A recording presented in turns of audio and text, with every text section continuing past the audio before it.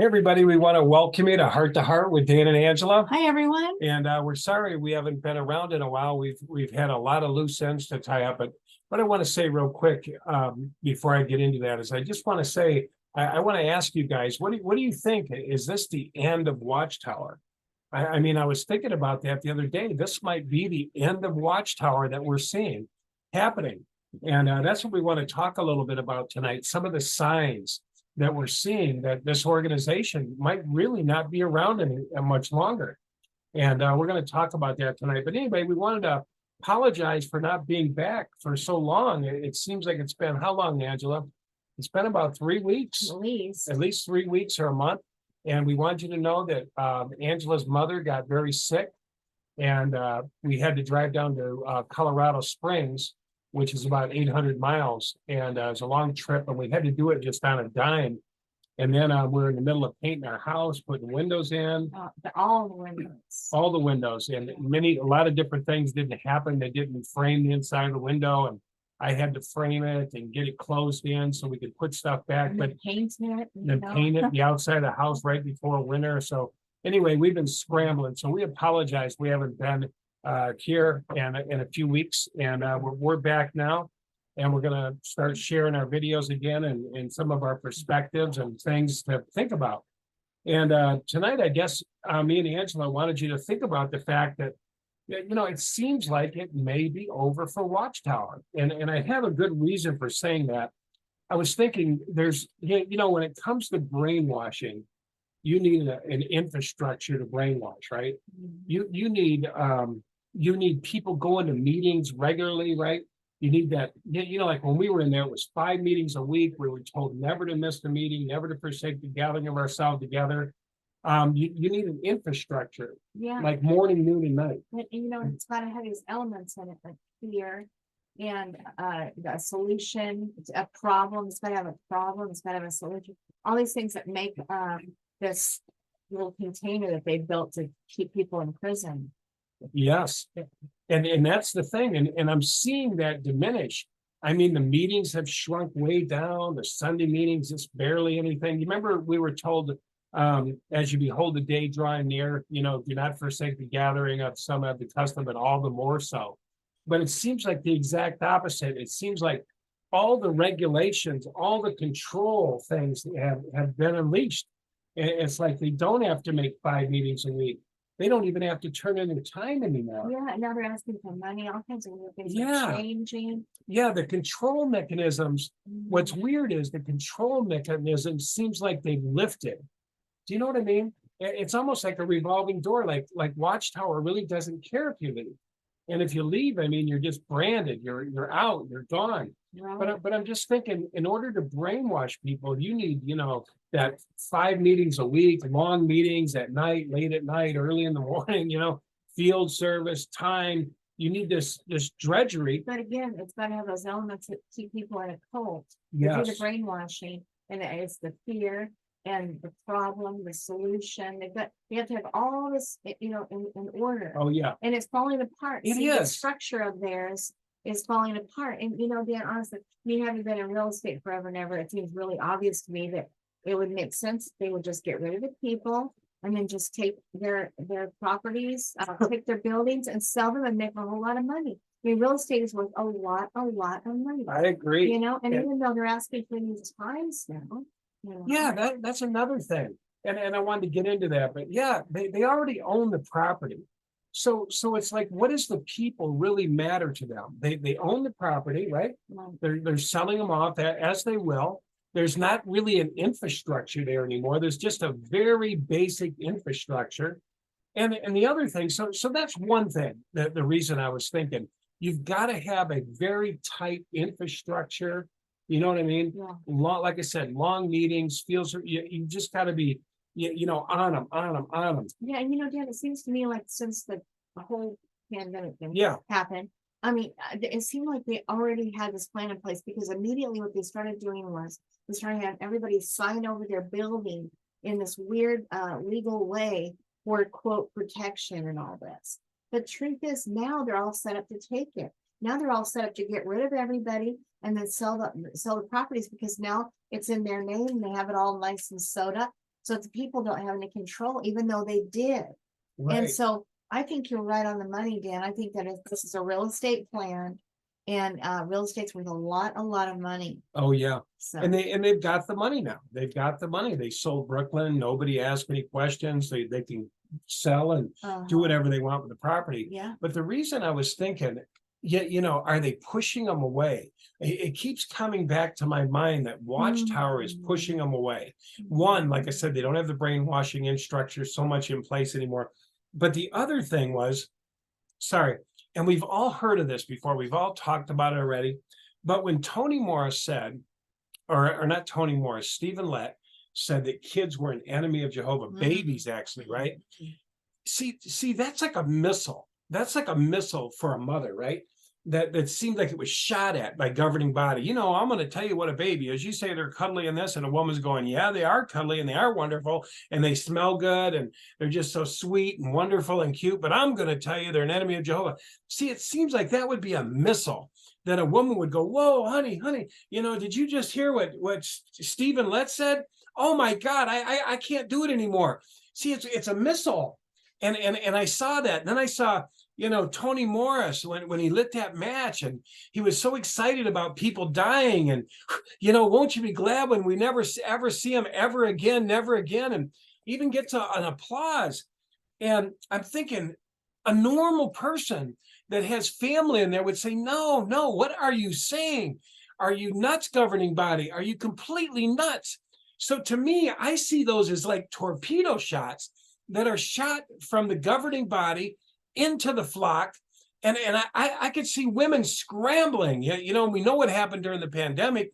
We know what the attitude was of the elders and Bethel. And I mean, that's another missile. I mean, they shouldn't have got involved in that. And they got heavily involved. And I'm just seeing this. And now it's almost like they're having a board meeting, right? And they say, what else can we throw at them? They're not getting it. They're just not leaving. I mean, well, yeah, like, okay, so they had more than what extra year that everyone else did after the pandemic before they went back. When they said that they were never going to do that, they would never shut the doors. They would always preach to the very end. However, that you guys say that. And then they didn't. They kept everybody out for a year longer than all the other churches. So my uncle said they didn't need the money. He goes, well, we didn't need the money. We have plenty of money. Well, yeah, but that's a way to just people just go away. And sure enough, when they came back, Dan, what did they have to do? They had to get down into smaller, bring 5 different churches to one because they needed to fill it. Yeah. And I think they stayed on Zoom for another year too. They did. And so, that's kind of funky weird that they had to, what do you call that when you combine everything together? Yeah. Because they didn't have enough people. Oh yeah. Don't you? That's what I think, Dan.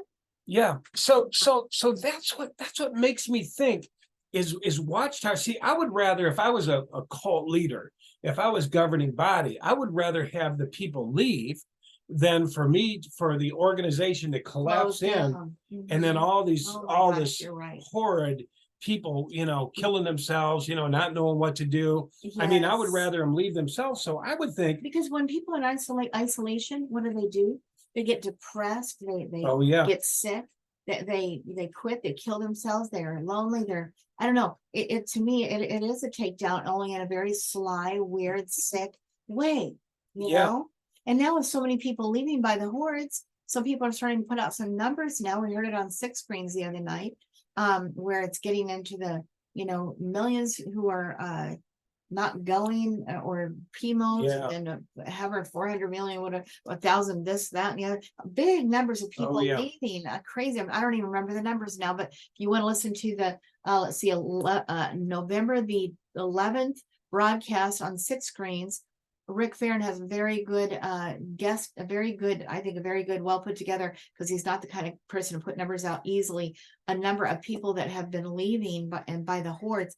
And he's got it pretty well, I think, nailed down. He's not a guy to put out numbers flippantly, and it's huge. So they're seeing this, Dan, and now they're shaking him for every penny they can get out of him. Yeah, it's like the ones that are staying in, they're shaking them, squeezing them. We need money. Guilty, which would be a burden, right? Yes. Which would be a burden. I mean, first you attack my children. Yeah, the kids are an enemy. Then you attack the ones who left, my family who left, and you wishing they were dead.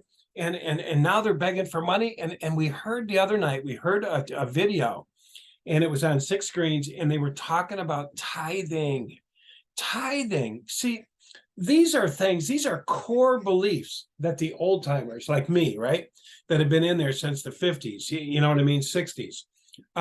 These are core beliefs that we never asked for money, we never took donations, we never passed the plate. They were bragging rights.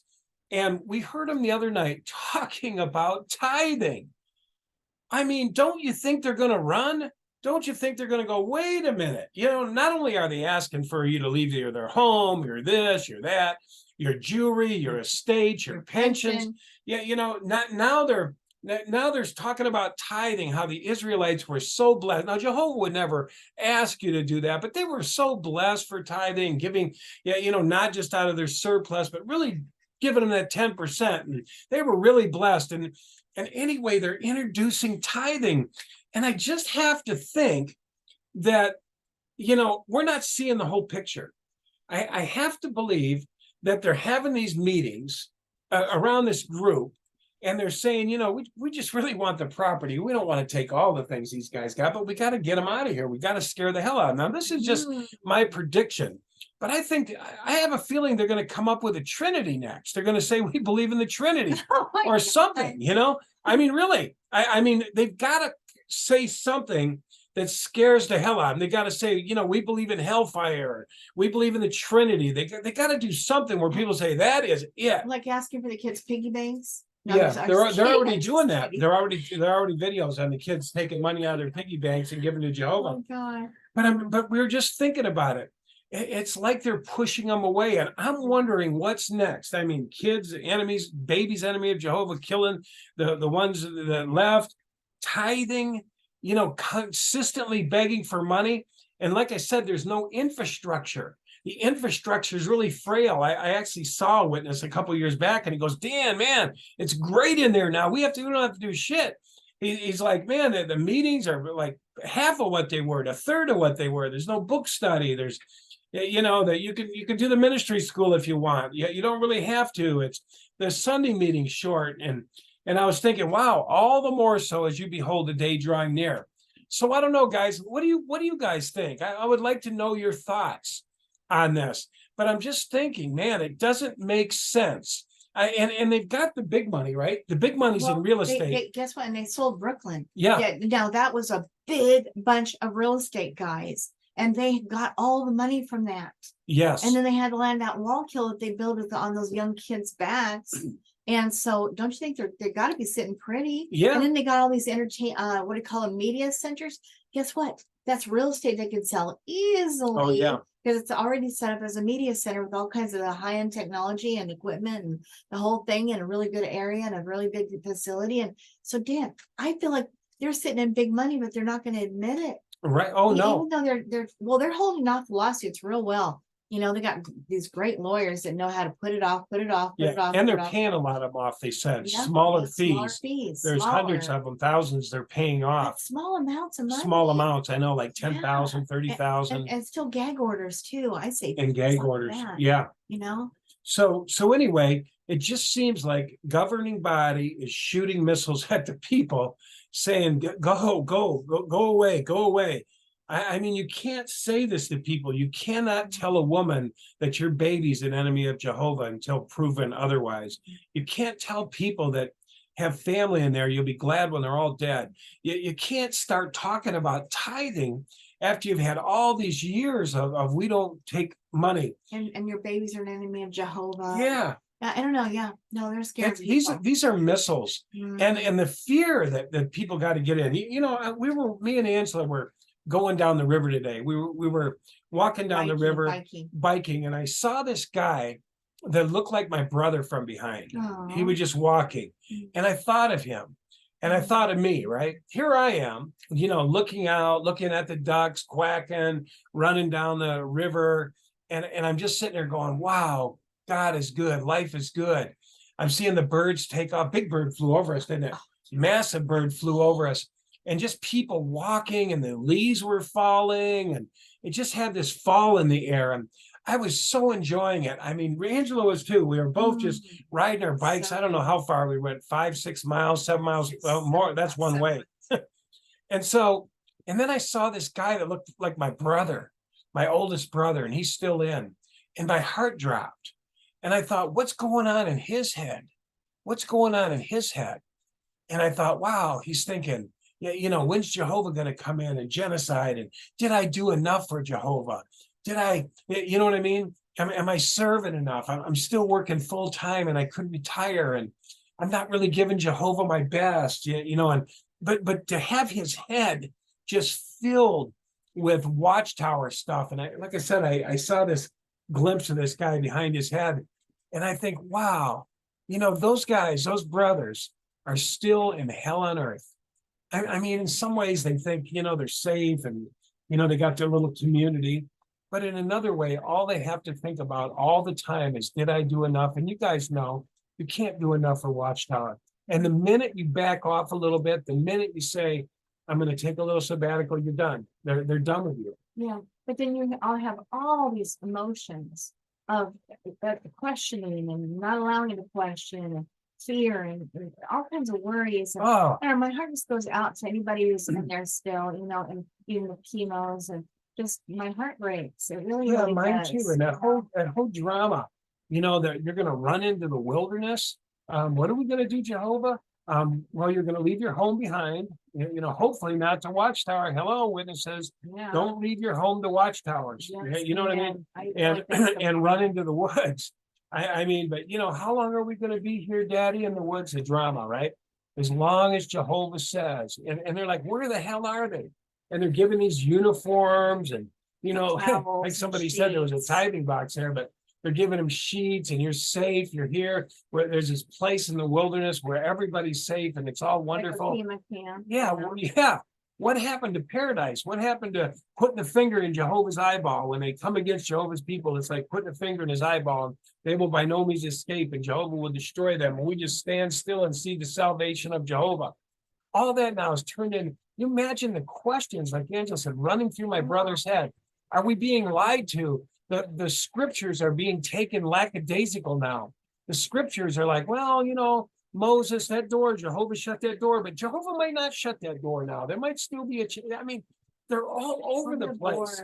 When we were listening to last night, the changing doctrine, there was a brother, I forget his name, but he literally had to remind everybody of all the changes. He gave a talk on the changes. These are the changes. This is the new light.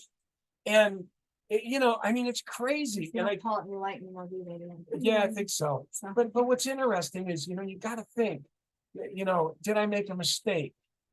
I spent my whole life in here. I can't imagine my brother. He's been in there another 30 years more than me. And his whole life, my uncles, all them, their whole life is wrapped up around Watchtower. And it just hurt me. It just hurt me. Dan, another thing, once Dan and I got out of, you guys, JW, I got out of Worldwide. And when we did, Dan and I started going around to different churches and we didn't find it. And we were even told by this wonderful man of God that you may not find it in Denver. And we thought, of course we're going to find it, Pastor. And we didn't. So we started just kind of trying to visit these churches. And you know what we saw?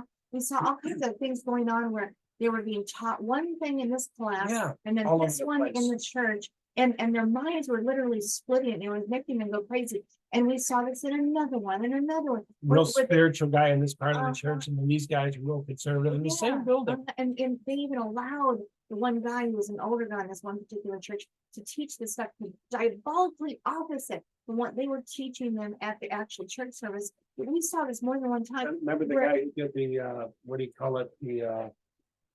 The one like your mother. Oh, yeah. The Jewish, Messianic Jewish. Yeah, he was teaching that in the back room. And then the other one was fundamentalist Christian in the same building. Yeah. And it was like, we have seen so much mind splitting, literally people getting sick and dying over it because your body can't handle it. You're running this on this hand, and then you're being told this on this hand, and your mind just starts going nuts and makes your body start having this, I don't know, a conniption fit. And literally, we saw people dying and dying and dying. It was heartbreaking. And God even had Dan step in and say something one time that broke up the whole group which was amazing. And I think that place began to save some lives because it was just that bad. But here now we're seeing it in the Jehovah's Witnesses, the same thing. Yeah. Where they've been taught one thing for years and years and years, and now they're being taught different things than they were before. And everything's changed. Everything. And I think their minds must be splitting, Dan. Yeah.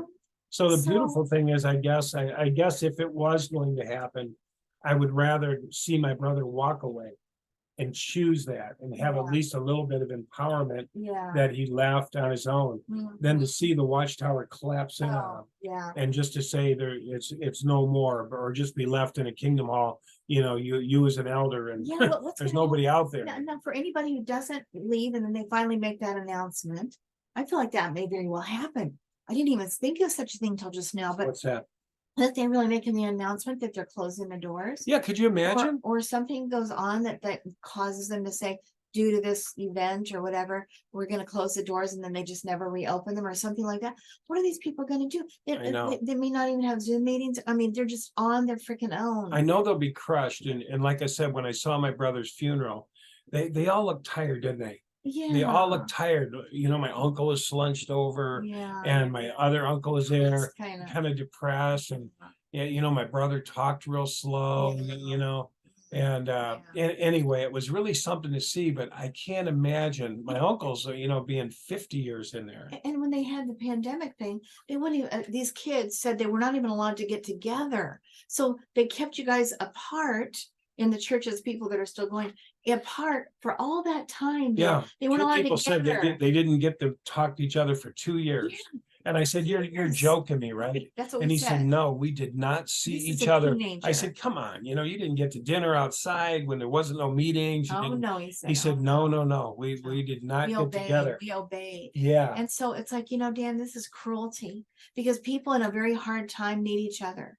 They don't need to be separated for 2 solid years and not get together. I mean, if they did that again, think what would happen. But anyway, my heart goes out. And I just want to say, you guys, we need to really take care of each other. There's a lady that Dan and I know who went into the hospital, and she had absolutely no family. All of her family was JW.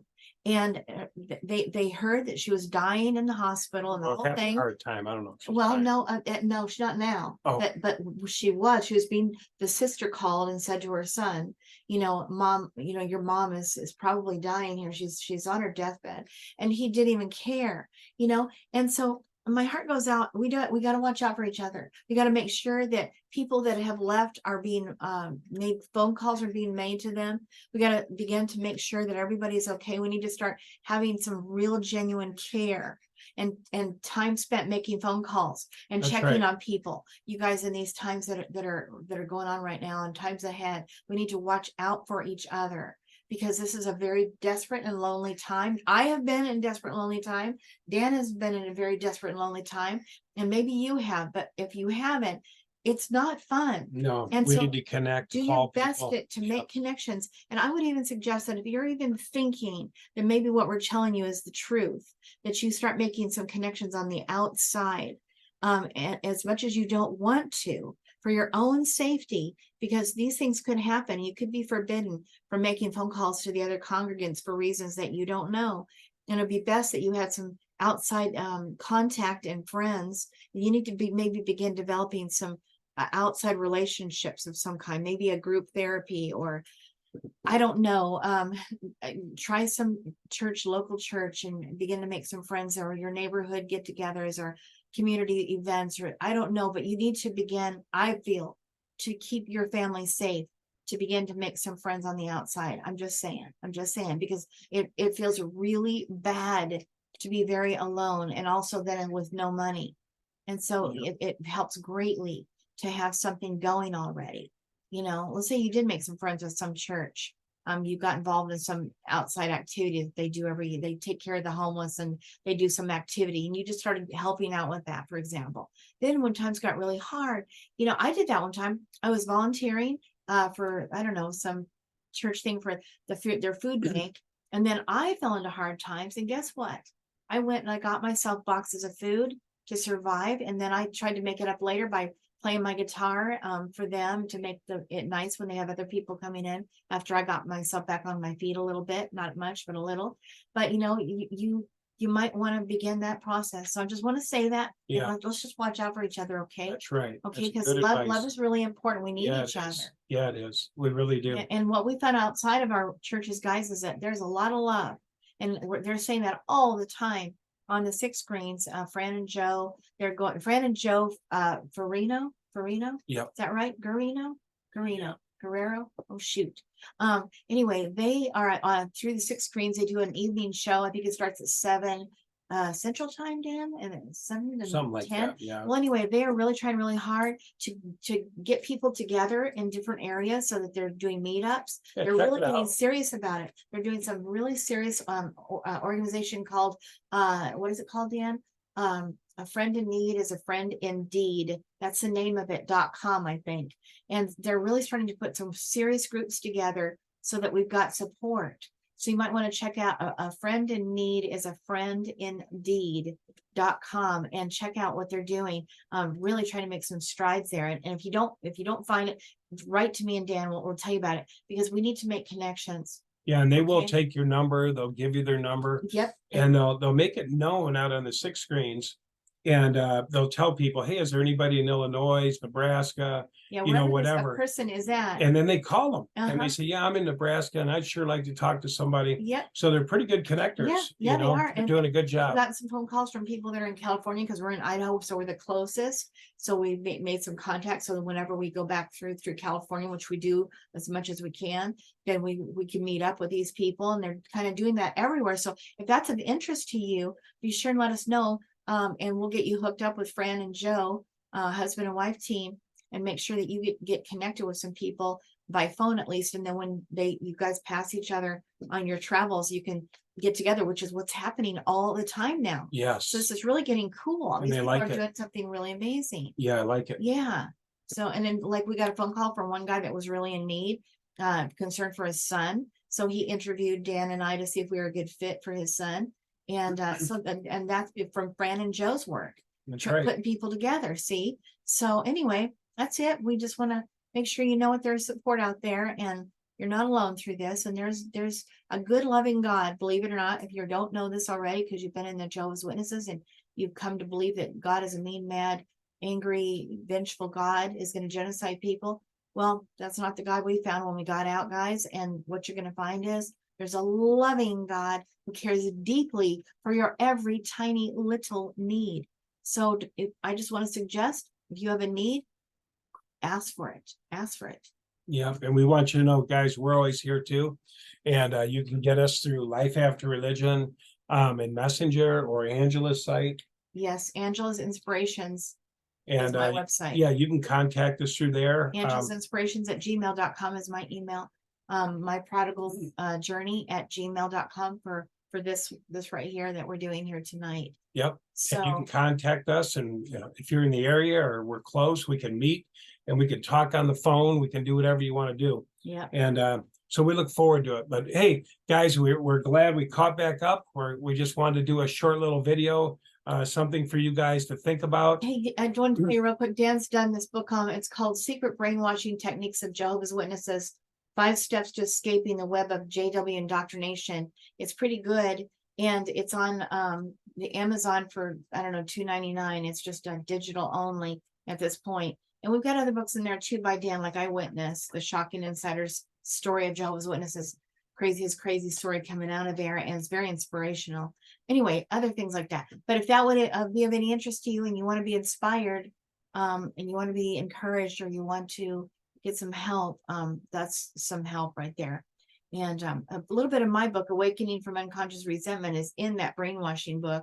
It's a chapter I took out of my book and put it in there. It's really good. How to begin to take care of yourself and get better and get well. And then also, just to let you know, on our website, let's see, prodigaljourneys.com, right? Yeah, yep. Prodigaljourneys.com. There's a whole bunch of resources in the back of that website. It's called Resources, and you can go on there. There's a bunch of helpful things there. Books, good books to read, good movies to read, a lot of helps, services, things that can maybe help you. So I want you to know about that. That's on the website. So check that out if that would be of any help to you too. Okay, Sounds good. all right. And the guys, let's be looking, let's see what missiles the governing body fires at them next. Yep. I'm really serious. I'm wondering if they're going to shoot that they're in Trinity, you know, something really off the wall where people say, I'm out, I'm gone. It's getting that stupid crazy, and it's not making any sense. It's so many changes. The older people would be overwhelmed. So anyway, just some things to think about, kick it around. If you feel like leaving a comment on your perspective, we'd love to hear it. And that's it. And our cat wanted to be in the picture there. Honey So cat. I know, nice to go back and forth. But anyway, glad to see you guys. We love all you guys. Yes, we we really do. And we look forward to sharing with another video. We're all kind of watching to see what happens with Watchtower. It will be devastating for those who are still in if this thing collapses on top of them. But you know, the Bible says, get out. When you see these things, get out. When you've been false prophesied, get out. And the fact that they won't get out, it may just topple in on them. So, and if they're trying to ask you to do things that you do not feel comfortable about, please keep in mind that we have been given something called a Holy Spirit, which is our guide that is given to us when we're baptized. So if you guys remember this, everybody receives the Holy Spirit. And it says it right in the Bible. And anyway, not just the governing body, not just the leaders of churches, but all people. And so you have this inner guidance. So if you don't know what to do and you don't think it feels right, pray about it. And then just sit and just see what comes to your mind. That is going to be the Holy Spirit. And then it might tell you, don't go or do this differently or don't give that away, or I don't know. And there'll be reasons. And that's what comes to your mind. It's cool. And you have that help. And you also have other people to bounce it off, like me and Dan. So if you don't know, ask. And ask God. Ask God. And look for the answer in your heart. It's right there. Trust me. That's right. And then trust it. And we're taught not to trust it. But I'm telling you, that's not accurate information. We've shared this on this broadcast before, but that whole thing about your heart's treacherous and desperate and who can know it and don't trust your heart and all this kind of crap. Well, guess what? We found out that the definition, the real original definition in there it's wrong. And we can trust our hearts, is what we've learned by the research for the real words, the original words. So don't go with that. You can trust your heart. Okay. It's just expansive and mysterious, but don't trust it. God gave it to you, by the way. Amen. You know. Yes. All right, guys. Well, thank you. Right. And we always enjoy sharing with you guys. Okay. Yes. All right. Thank you so much. We'll see you soon. Over and out. All right. Love you. Love you. Bye-bye. Bye.